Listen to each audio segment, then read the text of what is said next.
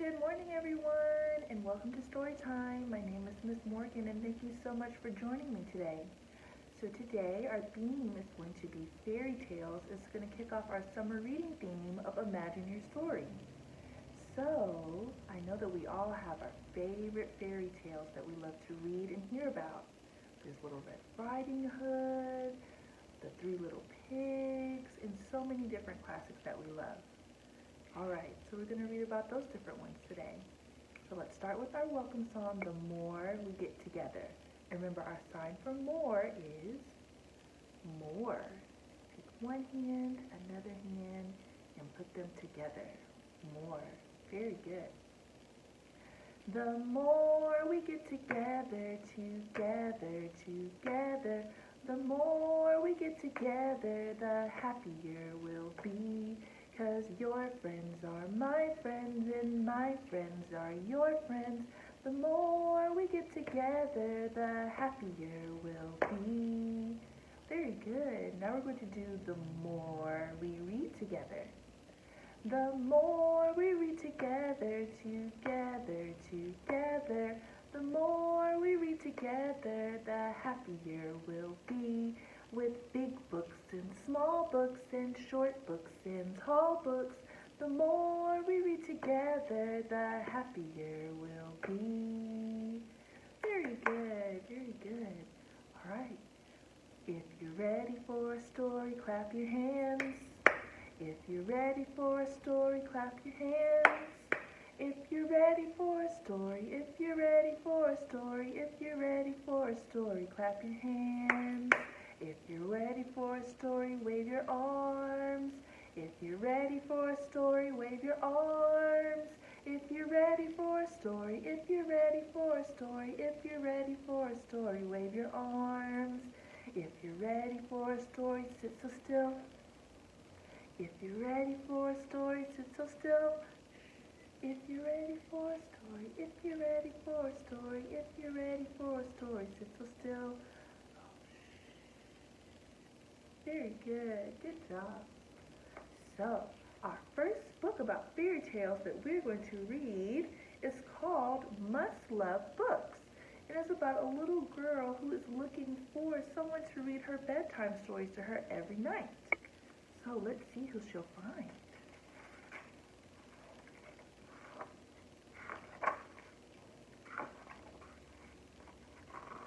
Unlike most kids, Shaylee loved bedtime. She'd shimmy into her PJs, brush her sparkling smile, then raid the bookshelf for the perfect bedtime stories, just like I'm sure that you guys do every night. Her dad would squish into the rocker with her, and they'd read until her eyelids refused to stay open. This arrangement worked perfectly. Until her dad got a new job. Oh no. He's asleep, he's working, he's on the phone, he's reading. Doesn't look like he has time for Shaylee at all. Finally, Shaylee reached her limit. "You're fired," she announced. She put up a job notice first thing the next morning.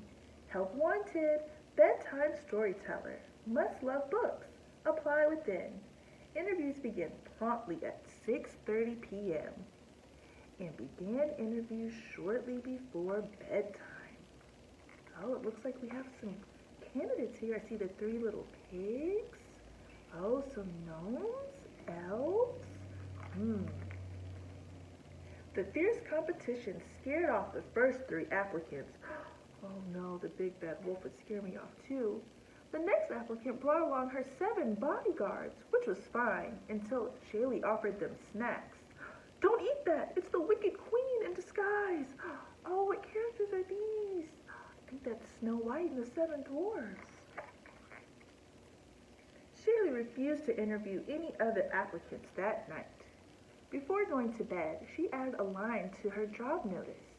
Help wanted, bedtime storyteller, must love books, apply within. Individual applicants only. Interviews begin promptly at 6:30. The next night, the first applicant seemed delightful. "Run, run as fast as you can!" Until he ran away with the book. silly gingerbread man. Oh. Shaylee refused to come out from under the bed to interview applicant number 2. Fee, fi, fo, fum, I hear the yawn of a tired one. Will we want a giant as our story time teller? No way. Too big and scary. In the morning, Shaylee changed her sign again. Help wanted, bedtime storyteller. Must love books, apply within. Individual applicants only. Human applicants only. Interviews begin promptly at 6:30 p.m. At the next interview, Shaylee's ears pricked right up. The applicant could spin tales that kept her on pins and needles. She was just about to offer her the job when the woman zonked out mid-sentence. Who do we think this is that's super sleepy? That Sleeping Beauty. Can't get the job if you're going to go to sleep. The second girl was very particular about where she would sit. This chair is too hard. This beanbag is too soft. This bed is just right. She went to sleep in Shaylee's bed. Who do we think this is? I think it's Goldilocks too. Help wanted. Bedtime storyteller. Must love books. Apply within. Individual applicants only. Human applicants only. Must be able to stay awake past 8 p.m. Interviews begin promptly at 6:30 p.m. Shaylee had low expectations for the next round, but the first applicant had a very impressive resume. Her voice was musical, she could stay up past midnight, and she was obviously human. The two of them had a ball until Shaylee noticed the sooty fingerprints all over her favorite book. Who do we think this is? She's very sooty. She has little mice friends. You're right, it's Cinderella. Good job. The second applicant hooked her right away. His storytelling gave her goosebumps, as did the gunk in between his teeth. Oh, Captain Hook. No way he'd be my storyteller. Help wanted. Bedtime storyteller. Must love books. Apply within. Individual applicants only. Human applicants only. Must be able to stay awake past 8 p.m. Solid hygiene skills required. Gotta brush your teeth. Interviews begin promptly at 6:30 p.m. I wonder who she'll get next. Shaylee despaired of ever finding a replacement for her dad until one final job seeker showed up. Who do we think this is? He looked kind of familiar, and his voice was just right. Best of all, he smelled like strawberries and chocolate chip cookies. So Shaylee offered him the job on one condition. Oh, all these things are off limit during bedtime stories. No computer, no cell phone, no work. Just Shaylee and dad time. Very good job guessing all those fairy tale characters with me. I loved it. Very good. So, our next song is called Crowns Everywhere, and for this song, we're going to use our scarf as our crown. So if you have a scarf at home, or a sock, or a pillowcase, or anything like this, that would be perfect. Yes. So, this crown that we have is a very, very busy crown, and it likes to move all over our body. So it likes to start on our head, of course, which makes sense. Crowns usually go on your head, right? So it's going to go to your head. Then it's going to go to your arm. Do crowns go on your arm? No. Then it's going to go onto your knee. Do crowns go on your knee? No, that's silly. Silly. All right, are we ready? All right. There's a crown on my head, on my head. There's a crown on my head, on my head. There's a crown on my head. Oh, goodness gracious. Oh, my. There's a crown on my head, on my head. Uh-oh. There's a crown on my arm, on my arm. There's a crown on my arm, on my arm. There's a crown on my arm. It's not doing any harm. There's a crown on my arm, on my arm. There's a crown on my knee, on my knee. There's a crown on my knee, on my knee. There's a crown on my knee. Oh, goodness gracious me. There's a crown on my knee, on my knee. Oh, silly. Let's put the crown back where it belongs, on our head. Oh, very good. Very good. That's where it should stay. All right. So, our next book is Interrupting Chicken. So, let's take our crowns off for this one.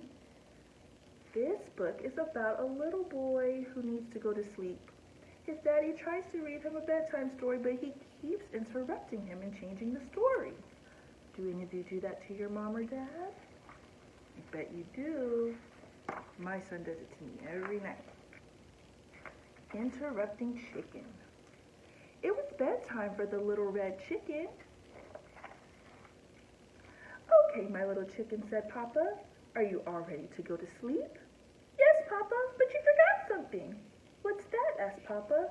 A bedtime story. All right, said Papa. I'll read one of your favorites. And of course you are not going to interrupt the story tonight, are you? Oh no, Papa, I'll be good. Let's see if you'll be good. Hansel and Gretel. Hansel and Gretel were very hungry. Deep in the woods they found a house made of candy. Nibble, nibble, nibble, nibble. They began to eat the house until the old woman who lived there came out and said, "What lovely children! Why don't you come inside?" They were just about to follow her when out jumped the little red chicken, and she said, "Don't go in, she's a witch!" So Hansel and Gretel did it. The end. What did little red chicken do? Chicken.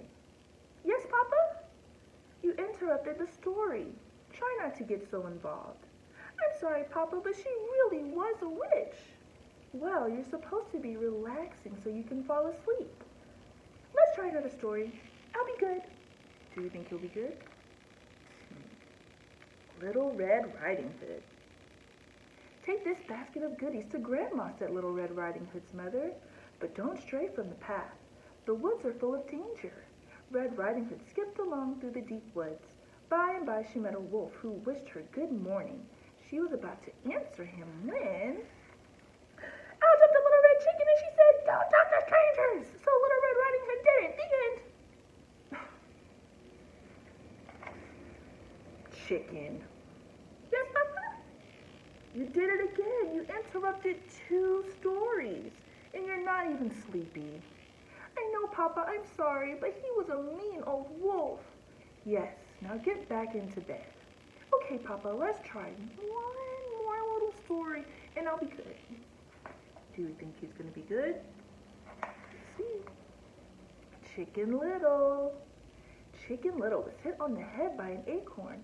The sky is falling, she thought. She was about to run off and warn Goosey Lucy, Ducky Lucky, Henny Penny, and everyone on the farm the sky was falling when out jumped a little red chicken and she said, "Don't panic! It was just an acorn." So Chicken Little did it. The end. Chicken. Yes, Papa. You did it again. Oh, Papa, I couldn't let that little chicken get all upset over an acorn. Please read just one more story and I promise I'll fall asleep. But Chicken, said Papa, we are out of stories. Oh no, Papa, I can't go to sleep without a story. Then, said Papa, yawning, why don't you tell me a story? Oh, me tell a story? Said the little red chicken. Okay, Papa, here we go.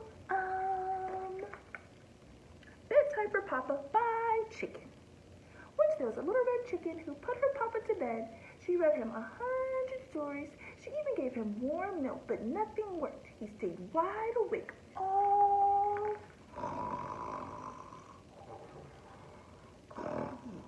Woof. Papa? What happened to Papa? Papa fell asleep. Good night, Papa. The end. Alright guys, so this book, it pretty much just says don't interrupt your mom or your dad or whoever takes care of you when they're trying to read a story. But it's good to have an imagination like Little Chicken when it comes to reading the stories. So thank you joining me for story time today. This month we have started Take and Make Crafts for our story time. And this week, since we're doing fairy tales, we're going to be making magic wands. So you can come and pick up all the materials. It's going to be in a bag outside. You can call and schedule to get one, or you can just come by and grab one as well. Come by and get all the materials to make your magic wand. Bye. See everyone next week. Have a great day.